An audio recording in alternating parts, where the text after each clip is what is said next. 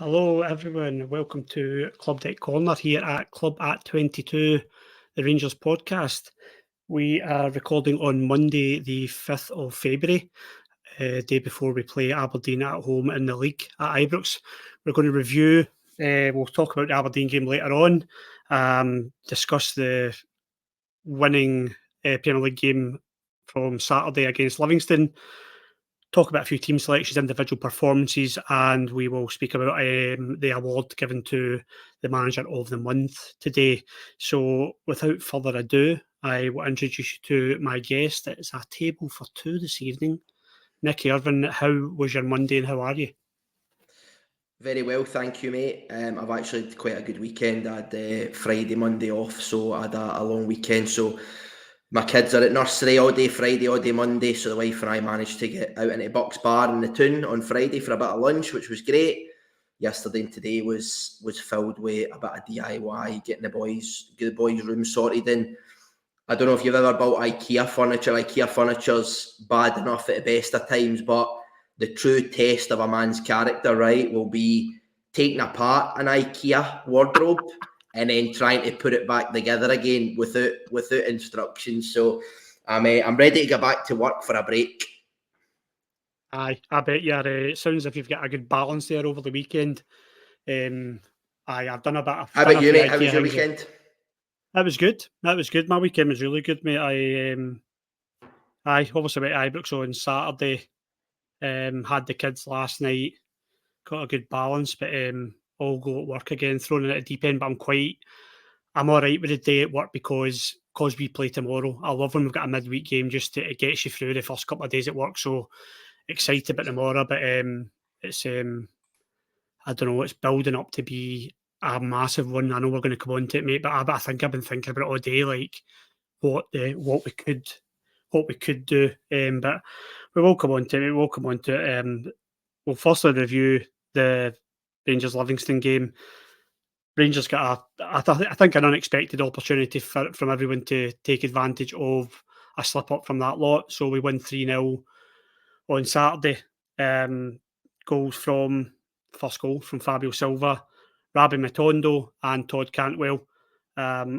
Overall, for me, a really good solid performance from Rangers. Some great individual performances in there as well against a kind of, I don't want to say sturdy Livingston, but they played two banks of five, Nicky, for 80 minutes of that game, which was unbelievable. I've never seen that before in my life from a team who are fighting relegation and did time waste as well for about 80 minutes as well.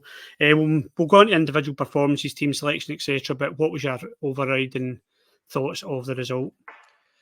Yeah, fairly routine. I think our quality came through in the end. I think it was the opening 30 minutes. I think I recall looking at stats at one point and we had 12 or 13 shots on goal and only one on target. And I thought, is this going to be one of these days where we're going to huff and puff a wee bit? But our quality came through in the end. Similar to Hibs, two goals before half time just put us in an easy street.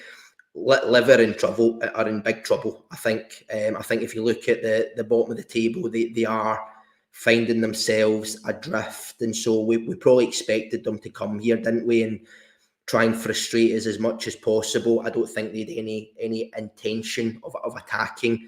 The only time I think they would have attacked is if it had been 0-0 or 1-0 going in 70, 80 minutes. But thankfully by that point we had kind of killed the game. I think selection was a wee bit strange. I think he made a lot of changes, didn't he? I suspect he is probably just managing minutes for people like Ryan Jack, etc.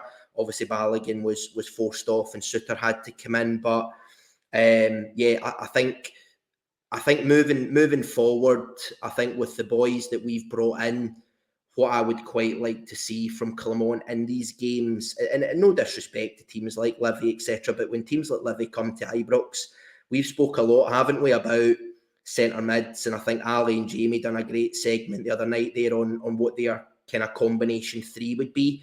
Seeing games like this, I'd be inclined to be playing no sixes. I would be playing 2 8s. My attitude in these games, and I think Clermont is doing this a wee bit, is very much a don't show these teams any respect, right? We are going to put 8 bodies on that park whose sole intention is to attack. Goldson, the other centre-back, and Butland are the ones who are on there to defend because, like I say, Livi had no intention of attacking whatsoever. But again, we've spoke a lot about trust, haven't we? Can we trust this squad?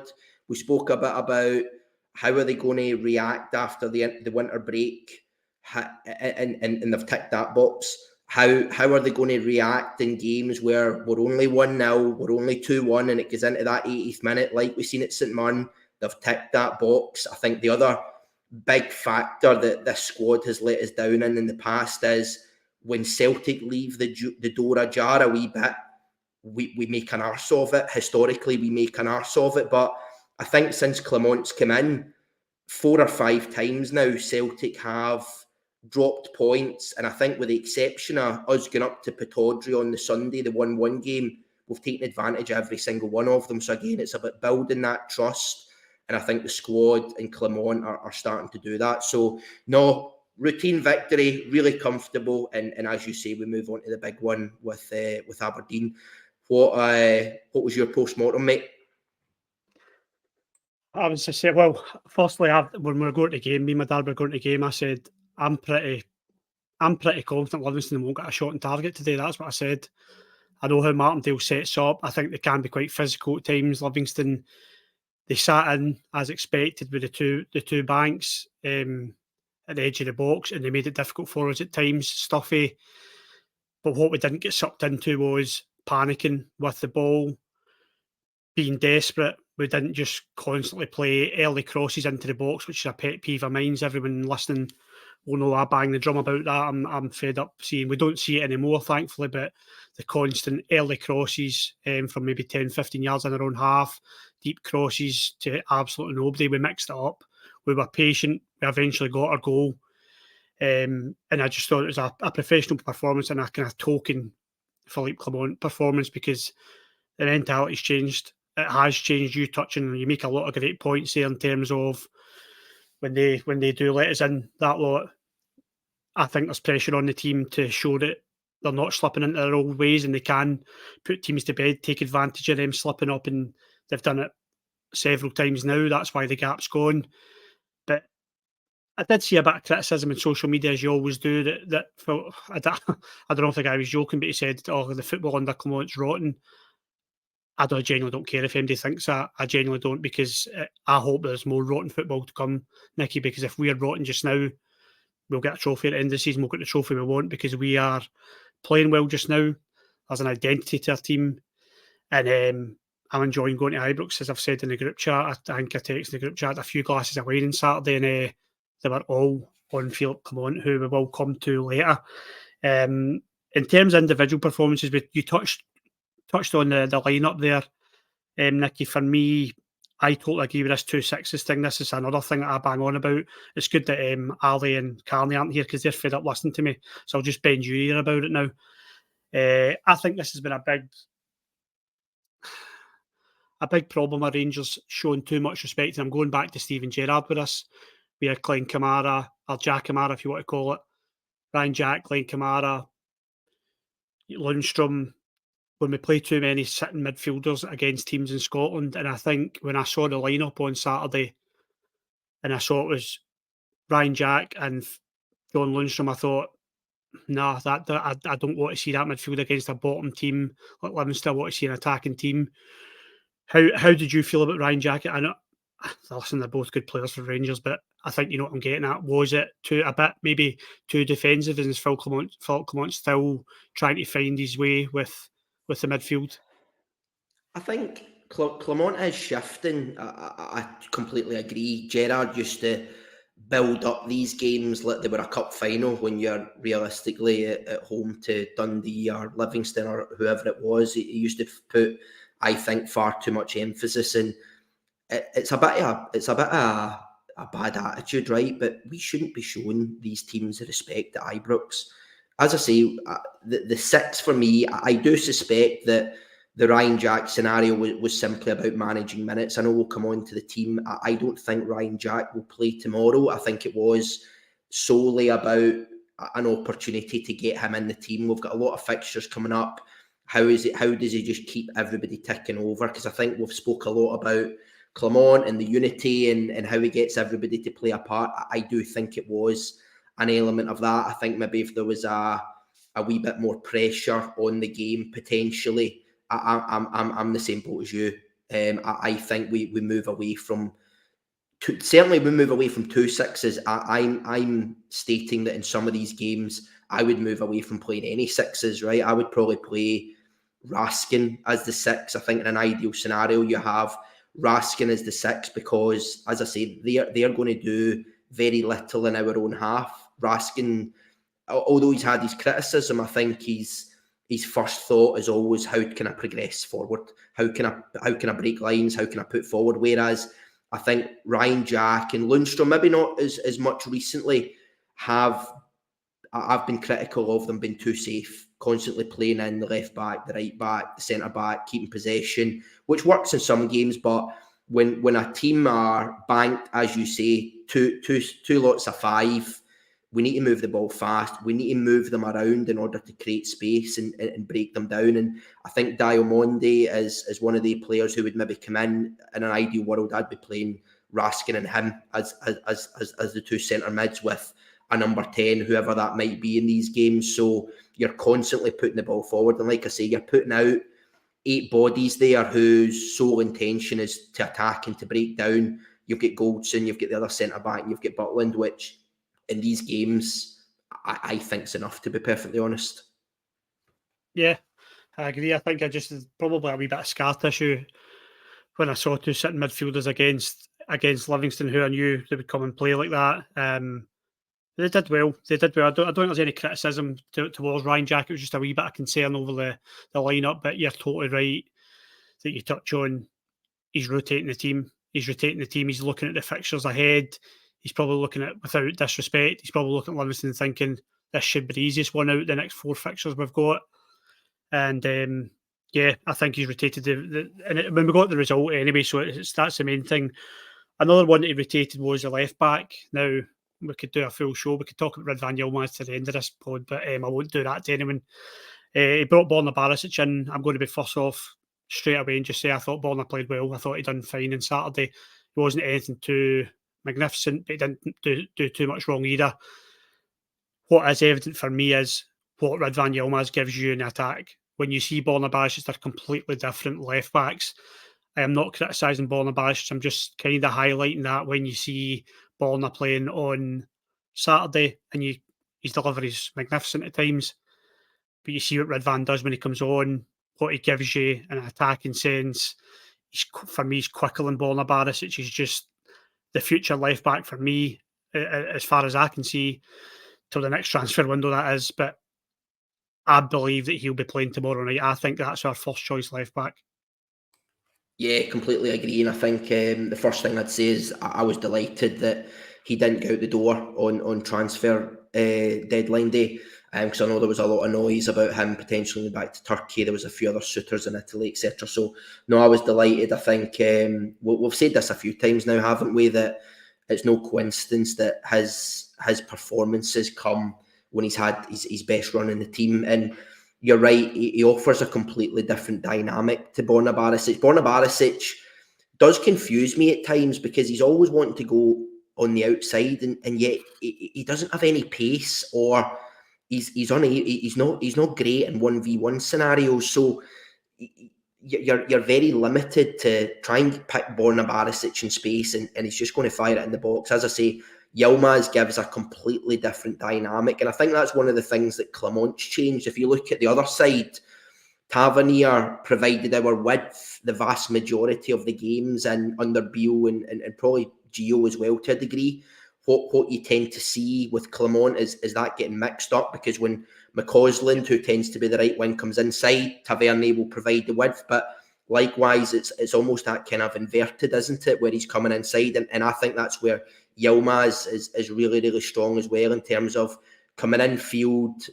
It creates panic, right? It creates panic when he comes in field and runs at a centre mid or a right back, centre back kind of pairing, and his intricate kind of 1-2s, etc. So yeah, I completely agree. Again, we'll come on to the teams. I fully expect that Ridvan will be in the team as well. And to be honest, I think the thing that's really surprised me with Ridvan is how secure he is defensively. Yeah. We spoke about a few weeks ago, didn't we, about his height and would the profile of Scottish teams target that? But with the exception of that Shankland header, I can't really remember a scenario where teams have really took advantage of him. He's really aggressive defending. He's decent in the air for somebody of his size. So, yeah, I think in terms of a fullback that gives you the dynamic going forward, as well as being really secure at the back as well, I think it's Ridvan all day long moving forward.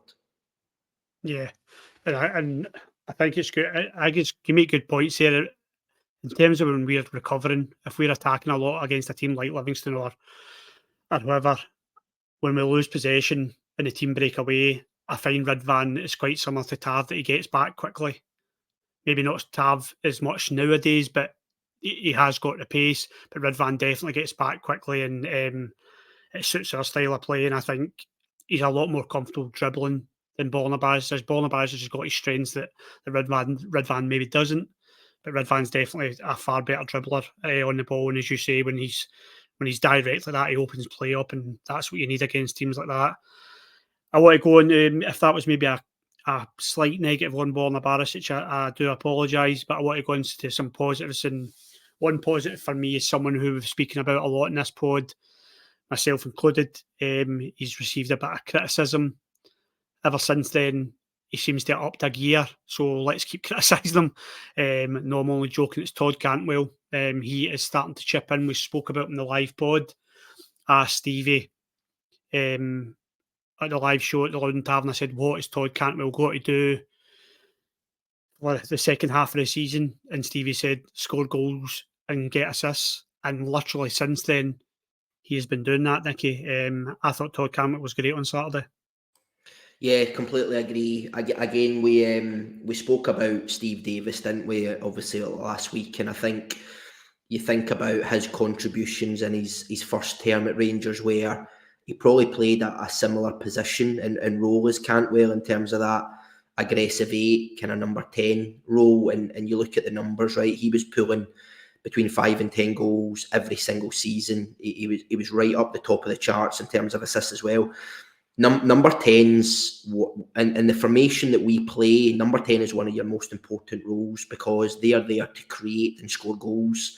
And Cantwell has received a lot of criticism. I think he came in the kind of January under Beale, hit the ground running, right? Everybody, I think, was like, this boy's going to be fantastic. I think you get a pre-season under him. Perfect, but Christ, Beale was playing Tig and two-man hunt during pre-season. I don't know what he was up to, right? So Cantwell's come in. I think he was sluggish at the start of the season. To give him a bit of benefit of the doubt, he was wearing bandages in a lot of the games. So you do wonder, was there an underlying issue that Cantwell was playing through? And maybe the winter break has helped him in terms of just having 2 weeks to kind of go a bit of hot weather training, relax, recover. And yeah, I completely agree. I think since he's come back, I think obviously the Hibs game, we were kind of questioning what's he done. Pulls a goal out of nothing, brilliant. And then yeah, again on Saturday, I thought he was great. Another goal. I seen the stats on Twitter, I think today. I can't remember who put it up, but his numbers are improving. I think you look at the last sort of 6, 7, 8 games that he's played, he's maybe got 3 or 4 goals and similar assists as well. And that's exactly what we need. The fact that we haven't signed the number 9, the Shankland, or whoever that might be, who will guarantee you the goals, we need to have contributions across that front 3, front 4. So Todd Cantwell, whoever's left wing, whoever's right wing, as well as Dessers or Fabio Silva, who's up top, we need to see them contributing. I made a point in the WhatsApp, didn't I, that I think it wouldn't have massively surprised me if Todd Cantwell went in the summer. To be perfectly honest, I wasn't sure that he's a Philip Clement player. But one way that Cantwell will secure his future at Rangers, if that is what he wants, and he seems to love it here. like many of the other players, like Butland, etc., that we spoke to, the one way he will manage to secure his position in next season is to continue doing what I think he's been doing over the last month or so. Yeah, I think it's obvious he does enjoy it here. He's clearly got an ego, and I think that gets up people's noses a lot. When he's off the field stuff, someone told me it doesn't matter. I don't really have a TikTok. I'll be honest with you, Nick. It's not something I engage in. But apparently, he's only done 2 TikToks since he signed with Rangers, and I'm like, right. But you know why he gets attention with the clothes, with the hair, but he's outspoken, he interacts on social media, which does not go down well in the West Coast of Scotland. And he plays with one half, so you're always going to get negative attention, shall we say, if he's not backing up his reputation on the pitch. He's going to get it tenfold. He's going to get it for his own fans. And I'm one who certainly gave him it in the WhatsApp chat anyway after the Old Firm game. I wasn't pleased with him. A couple of people said I was overcritical. I might have been at the time. But then there's a human element. As you get more mature, you'll be the same as myself. You understand that players have got off the field things. It can be anything between family, settling in, anything. And one that I kind of remember was earlier on in the season. I think it was, Clement was the manager. And if you remember correctly, I wish I could remember the game. Cantwell wasn't in the squad at all, and he got special leave. And as far as I know, I don't remember anything coming out about that. No one knows what that was. Is he still thinking about that? Is he still struggling about that? Is there something out with 90 minutes of a game of football that's a bit more serious than football that Todd Cantwell's had to deal with? But whatever it is, he seems to be answering his critics just now, and long may it continue for me. Just to stay on him a wee bit, see the run into the box that he gets for that goal, Nicky. I think that's something he needs to pick up a lot more. It is very Scott Arfield-esque, if that makes sense. It was a brilliant goal. It was a really, really good goal. I mean, you could argue, should the keeper do better? It comes at him that quickly, right? Cantwell is behind him before he's even reacted. It is an absolutely brilliant goal. But yeah, I completely agree. We don't know what the underlying issues are.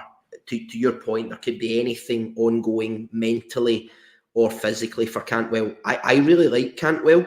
I hope he does well. I would love for him to go on and have a really successful season. And to be honest, jam Chris Sutton's words back down his throat, because there's been a bit of back and forth between those two. And I think, obviously, Chris Sutton, doesn't really like that whole TikTok ego that you mentioned there. But similarly, I seen the stat. I think you're right. Since he came to Rangers, he has only done those kind of 2 videos. But people just pick up on this, right? And they'll look for any excuse to kind of kick him with. But yeah, moving forward, let's hope he continues. Massive game tomorrow night. We talk about big players delivering big moments, big games. These are the games that will turn anybody who's on the fence about Todd Cantwell longer term. A big performance, a goal, an assist tomorrow night is how we will go about winning over the portion of the Rangers fan base that maybe aren't fully sold on him yet. Yeah.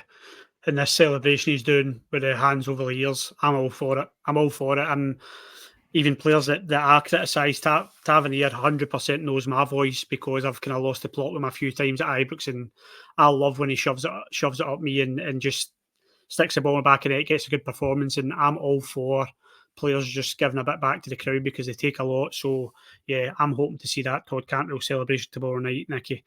That is for sure. Another player I want to touch on is the man of match for me personally. I think it split the support a bit on Saturday, but I thought Ross McCausland was relentless at times. I thought he was opening the play up, always showing for the ball. I just thought he did an all-round great display, and I keep banging the drum about how Clement is nurturing this boy. He's letting him making mistakes. He's letting him have his bad games. He's letting him float in and out of a game, and then he comes back and has a man of match, and he'll come back and get a goal. I think Ross McCausland has got, this is a big shout here, 5th of February, if you want to timestamp this. I think Ross McCausland has got it to be a successful Rangers player going forward. I do think he's got it. I'm not saying that he's going to be the finished article in the next season or two. might be a squad player for a couple of seasons, I don't know. But I think what Philip Clement is doing is taking the reins off this boy and just saying, you know what, you play in my team and relax and enjoy your football. Yeah, agreed. I think there's two ways to look at this. I think firstly, you go, it's a lot of pressure on a boy to come in and nail down. Again, we talk about important positions in this team. We've not signed the number 9. You're then expectant of numbers across that position. So there is serious pressure on a young lad to come in and deliver in that position. But on the flip, I think to echo your point, Ryan, he's almost somewhat fortunate as well that we don't have that right wing nailed down. We've not had it for a number of years now. It's one of the positions that we constantly pull our hair out about at every transfer window, don't we? Why are we not signing natural right wings? And I think whilst he's fortunate, that's massively benefiting him, because to your point, he can come in, he can make the mistakes. As long as he's working his arse off, I think Clement almost says to him, the position's kind of yours. So you can come in, I want you going at your fullback, either inside, outside. If you lose the ball, it's not the end of the world. I want you to make those mistakes. And this is how you create players. This is how we have had so little success stories out of our youth academy over the last 10 or 20 years, is because we have these young boys come in. If they're not delivering breathtaking numbers 4 or 5 games in, we lose the rag with them. They maybe get a wee bit more time than what a new signing would get when you're paying 3 and 4 million, a la Dessers, Sam Lammers, etc. But we do lose patience with them if they're not delivering. And similarly, there was a few stats firing around today on McCausland. I think he's now played, I think that was 25 games he's now played for Rangers. He's somewhere in the region of 4 or 5 goals and 4 or 5 assists. And people go, it's not great. You maybe need more from a right wing. But if you remember correctly, probably the first 8 or 9 games that he played, he didn't really contribute much. So I would love to see what his contributions are over the last 10 or 15 games. He's probably got 3 or 4 goals, 3 or 4 assists, which is far more impressive. So I think Cortez will hopefully take a bit of that pressure off, because he can play across both sides. You still have Scott Wright there. I don't think Scott Wright's great, to be honest. I would rather we persevered with McCausland and gave him the exposure and gave him the experience. Again, I think he will play tomorrow night. But likewise, I thought he was brilliant against Livingston. He's very, very quick over short distances, which I think is a massive benefit when you are playing these teams that play the low block. Being able to get by a man in 5 or 10 yards and not need the 20, 30 yards in behind to kind of get away from him is brilliant.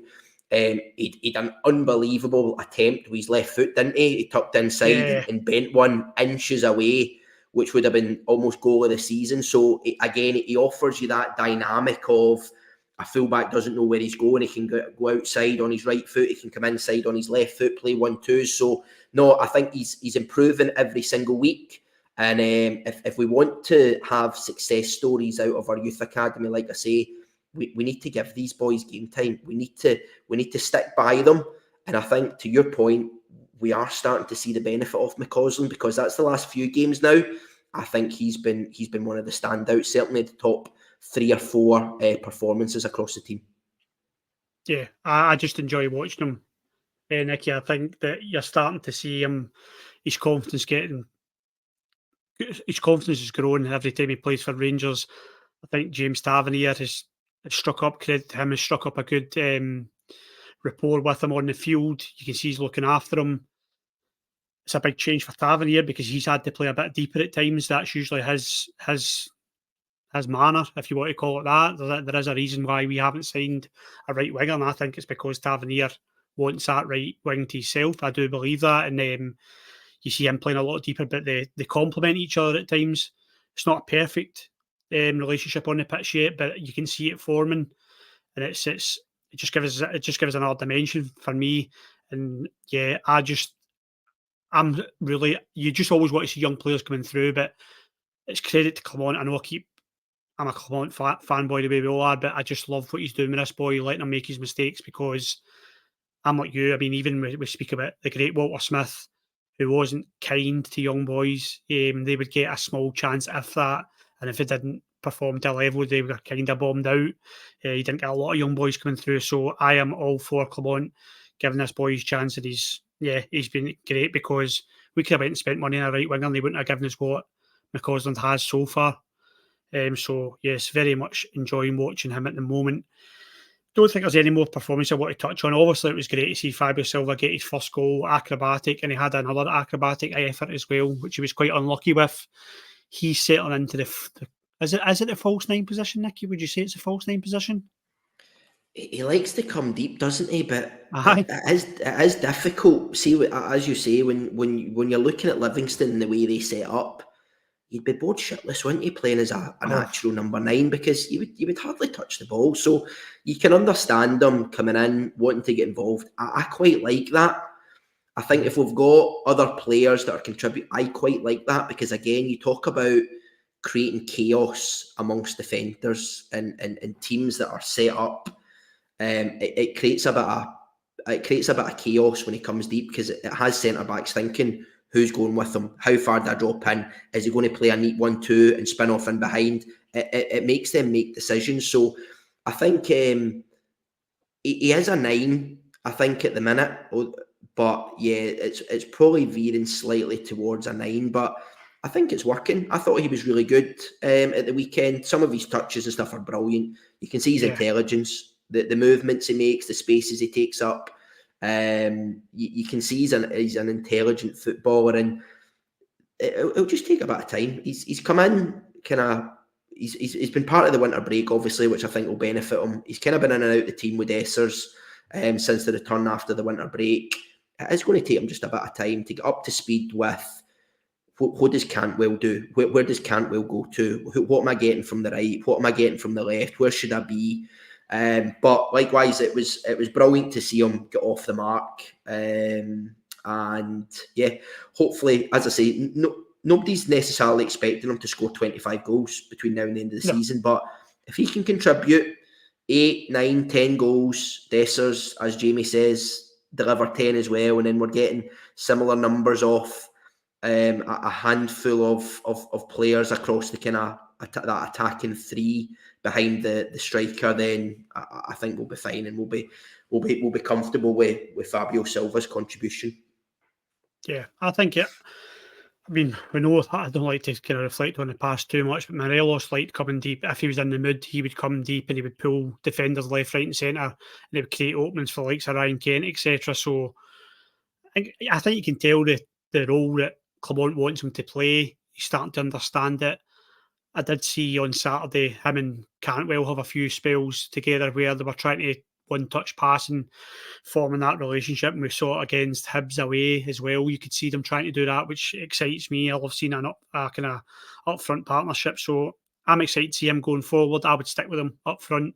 I totally appreciate people want to keep playing Dessers because he's hit this patch at the moment. Whether that continues or not, I don't know, but I just see more of a footballer in Fabio Silva than I do in Dessers, but it's all about goals and Rangers getting the win, so that's the main thing. Moving on to, and I don't think we can avoid it, mate, if we win tomorrow, and we will come on to the Aberdeen game itself, if we win tomorrow, the gap has gone. The mountain has been climbed, if you want to say. There's a point in this season, and I said it on the pod after the first Old Firm game in the season. No, I didn't say it after the first Old Firm game. That was Buell. But I have said at some point this season, I think the league's gone. I said I think the league's gone. I just don't see it. I don't see these players doing it now. I'm not sitting here saying Rangers have won the league or we shall not be moved. I'm not saying anything like that. But Philip Clement is 90 minutes away from that gap going. I think it was 8 at the peak. You might be correct me if I'm wrong. It might have been 7 or 8. 7 if or 8, he wins I think tomorrow it was. night, yeah, the gap is gone. Despite them having they'll have their game on the Wednesday night, but the gap is gone if we win tomorrow night. If this stays like this, what do we need to do to keep going? Do we in my opinion, we need to just stop looking what they're doing. We all know what's happening over there. We all know the imploding. We all know what they do in these circumstances. I think we need to focus on ourselves and ourselves alone.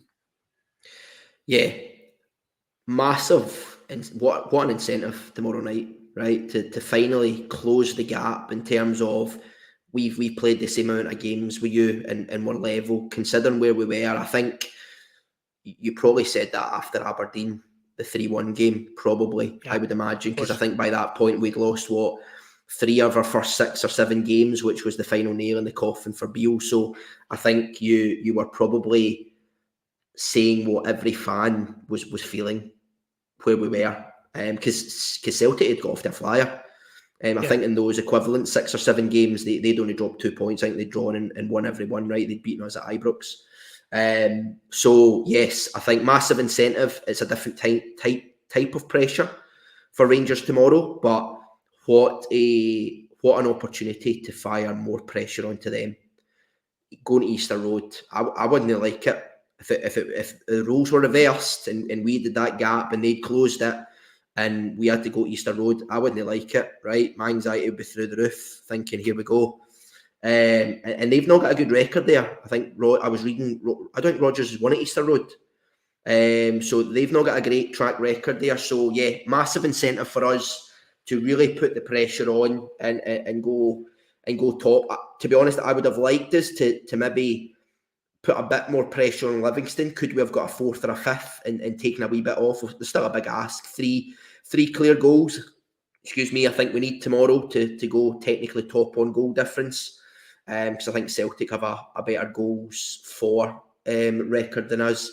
But yeah, 55 season, Gerrard a lot spoke about the mentality.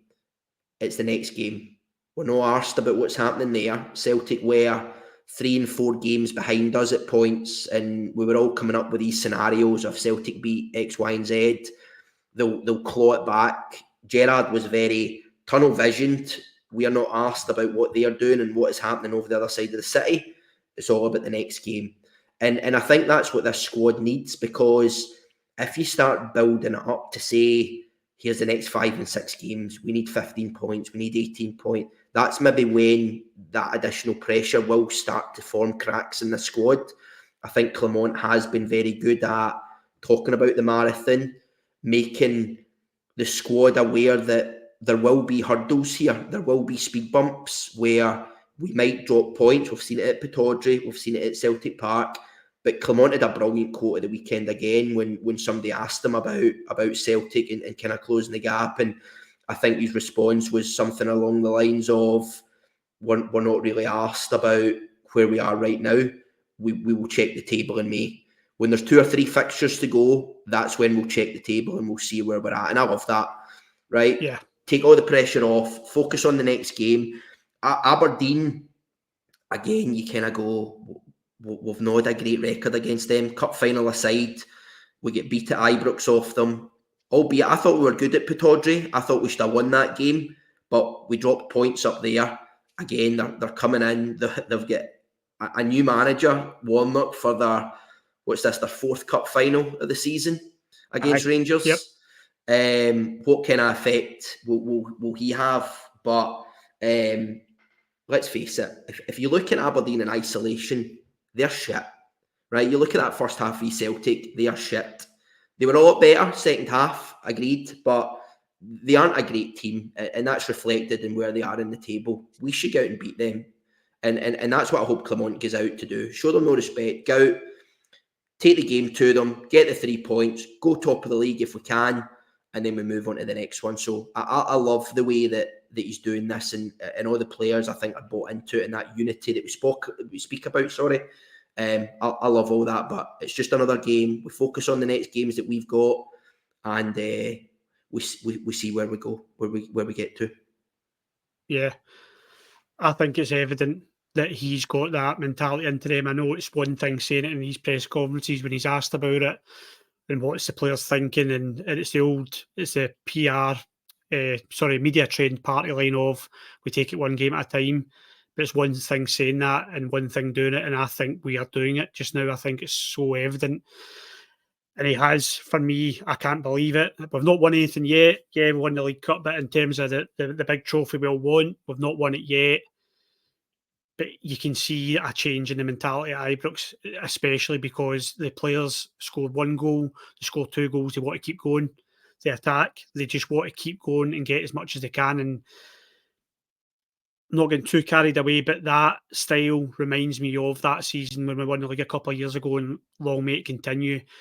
And it is all down to the man we're going to speak about just now is Glenn's Vodka Manager of the Month, Philippe Clement.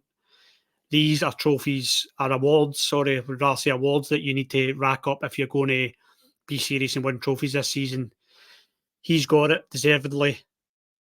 And I bang on about it all the time. Everybody will be fed up hearing it, but it's nice to have something positive to say about Rangers, because ever since I've been on this podcast, I feel as if all days criticise the manager, but I have literally zero to criticise him about. He deserves this Manager of the Month award, and he has completely turned us around since he came in, Nicky. It's unbelievable. In fact, it's staggering, the difference. And you've got to laugh. The Michael Beale's assistant, whose name escapes me. Neil Banfield. Banfield, that's the one. Yeah. His interview, right? You couldn't mark his neck with a blowtorch. Honestly, the stuff he's coming out with about Michael Beale laying the foundations that Clement has ran on his momentum essentially is even more staggering than the turnaround that Clement has given us. But you're right. I think you can almost say he's flawless. He's been pretty flawless since he came in. I think again, if you're given the scenario, ignoring the results, ignore the Pataudry, ignore the result at Celtic Park, because everybody was disappointed with that. But I've seen better managers and I've seen better teams go to Celtic Park and get beat far more convincingly. It's one of these things. Unfortunately, sometimes you lose games at these places. But if you take those results out and you just say Philippe Clement will come in, he will close the gap to 0. He will qualify top of the group. He will get through a semi and a final to deliver the League Cup. As I say, you would have bitten Andy's hand off to get that, and I think his Manager of the Month award is just recognition of what he's done over the last 5 or 6 weeks. Obviously, we've had the winter break, but again, if you look at the results, really strong performance and victory against Kilmarnock. Easter Road, not an easy place to go, won it convincingly. Went to St Mirren. We talk about the games that win you titles and get you over the line. Are these games where it's early kick-off, weather's horrendous, park's horrendous, you go over the line, and then another routine win against Livingston, and 3 clean sheets across those 4 fixtures as well. It's been almost flawless. And I have very little argument. I love him at the minute. I'm fully on board with everything he says. As soon as he's interviewed, he just captures me. I almost get into this wee ball of air or something, right? And but no, he's outstanding.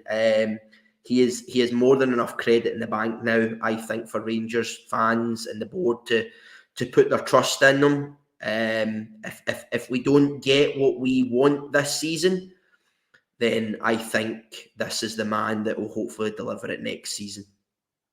I believe that. I completely believe that. I've said that a few times over the last few weeks, and I think I texted one of my friends probably the week before the Loudon, I think it was, and I said, I reckon this is the man. I was like, if it's not this season, it's next. And I genuinely believe that. I do. I think he's just given his direction and an identity as well, Nicky. It was horrible at the beginning of the season. I think we spoke about on the pod, the atmosphere after that Aberdeen game is something I hope I never experience again inside Ibrox, because it was toxic. People were turning against everyone. They were just, the atmosphere was horrible, and that's football. It's an emotional game, but it was just horrific. And he's given us an identity. And as I said, you're starting to see me smiling in this pod, and that is all down to him.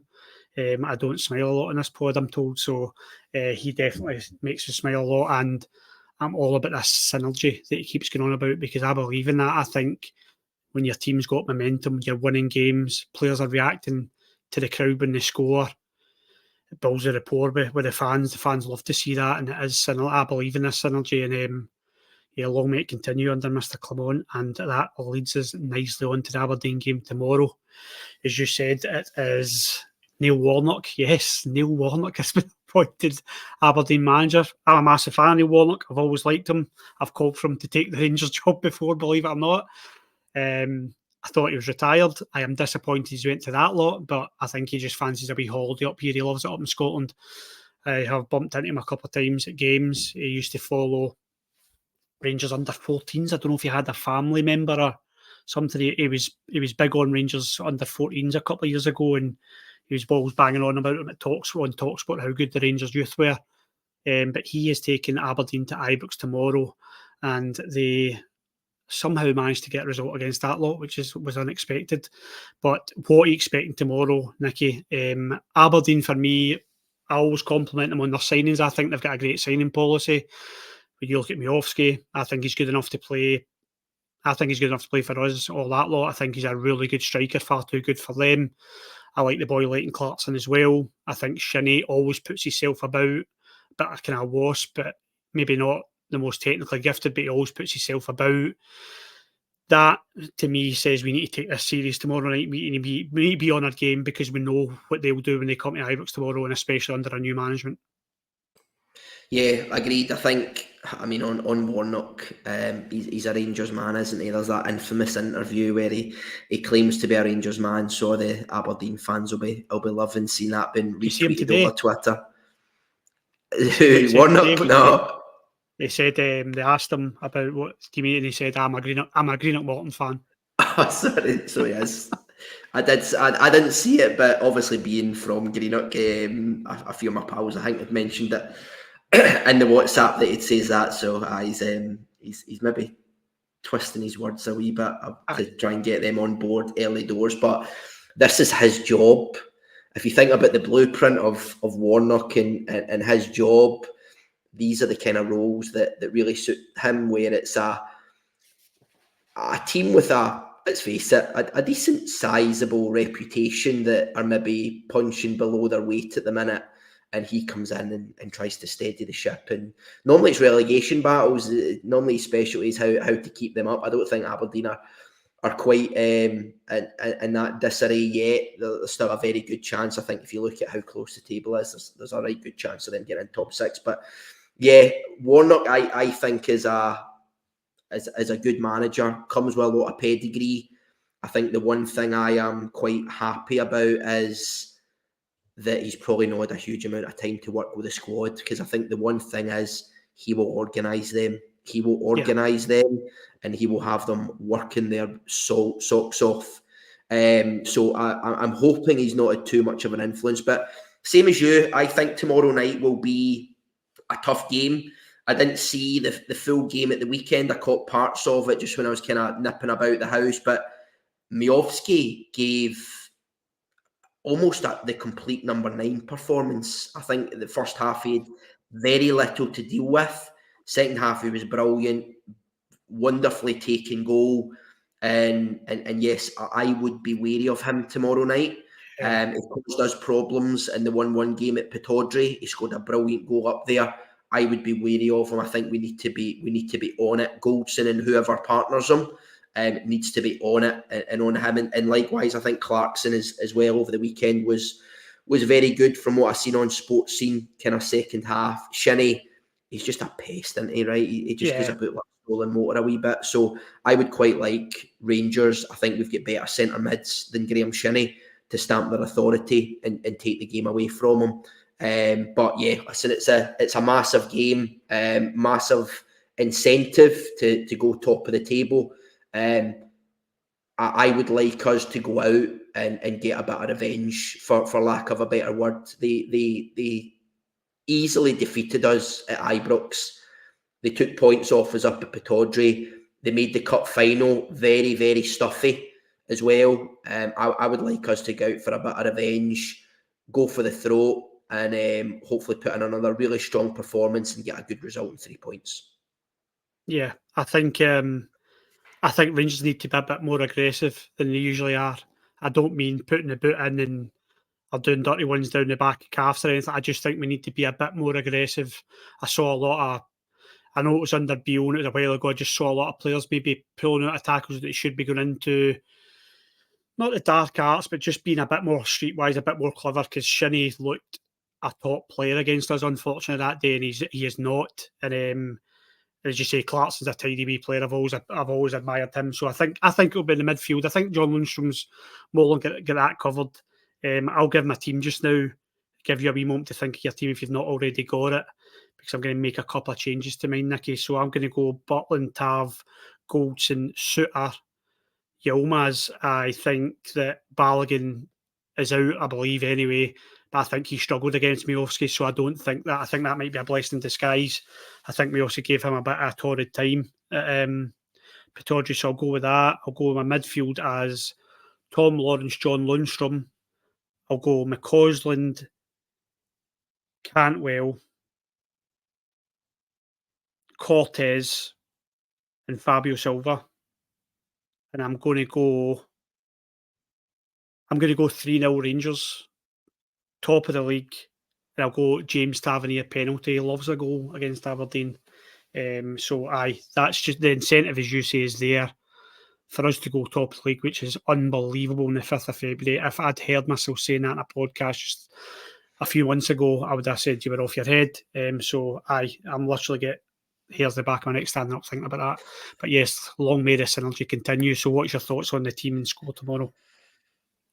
Probably quite similar. Maybe a couple of tweaks. I think back five. I have the same as you. I think Butland, Tav, Goldson, Suter, Ridvan. I think there's talk of Balogun breaking a bone in his face. I think he's talking about wanting to play with a mask. He can maybe borrow Danilo's from earlier in the season. But yeah, likewise, I think Suter's probably better physically, I think, but I think Balogun's got that recovery pace. I think once it opens up over 20, 30 yards, Balogun is very, very quick when he gets going. But I think Suter physically is quite dominating as a centre half.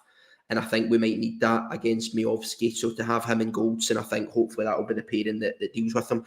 I think in terms of the two, I think Lundstrom will play. I've went Raskin. I think Raskin will come back in. I think if we were at Pittodrie, Raskin maybe wouldn't have played, but again, I think Aberdeen will come in. They'll be organised. It's about us breaking them down to a degree, and I think Raskin offers that from the sort of deeper centre mid position. I think McCausland will be right wing. I think Cantwell will be the 10. Left wing, number 9. I was kind of torn between two scenarios. Do you play Silva potentially? Fabio Silva on the left and maybe bring Dessers back in? Or do you stick with, for example, maybe Rabi Matondo and keep Fabio Silva up top? I think I'll go with the latter. I think Matondo will probably play on the left, and I think Fabio Silva will go up top. And I think it'll be 2-0. I think it'll be a fairly difficult game. I'd love it to be 3-0 or 4-1 and get those 3 clear goals. I think it'll be 2-0, and likewise, I think Tavernier penalty will be the first goal. I'll take it, Nicky. I'll take the win because we all know what's happening. The train is running, and we've obviously got our official game in hand the following week against Ross County. So I'll take 2-0 all day. I'm just dreaming of that lovely song being sung at Ibrox once again. That's all I'm dreaming about, and the synergy continuing. So that's why I'm thinking hopefully we can do 3-0, but 2-0 will go down well. It'll go down well any win against that lot, because we owe them one. We definitely owe them one. Listen, mate, I think we have done a stellar job here, getting to 50-odd minutes, just the two of us. I have a few injuries. Our injury list is building at the moment, and the gaffer is very unwell, so we send our wishes to him to get better. He's a bit under the weather at the moment. However, he is working in the background for us as always. This has been a delight, mate. Thank you very much for your time this evening. Pleasure. It's always good to come on and talk about Rangers, particularly in recent weeks as well, where we've had very strong performances, very good results. and let's hope the post-match with the guys tomorrow will be talking about Rangers top of the table again. Oh, stop it. Honestly, I'm absolutely buzzing. Trying to calm myself down. Bit kind of Christmas Eve vibes about it. But yeah, huge opportunity for Glasgow Rangers tomorrow night to go top of the league. That is the incentive for them. The gap could be closed. I hope everybody enjoys it. Please like, share, and subscribe to the podcast as always. Your support is very much appreciated. Someone will be back with a reaction tomorrow night. I believe it might be Mr. Pearson. So tune into that, or tune into the real deal on the Friday night, or both if you want. We have been Club at 22 Rangers podcast. Thank you.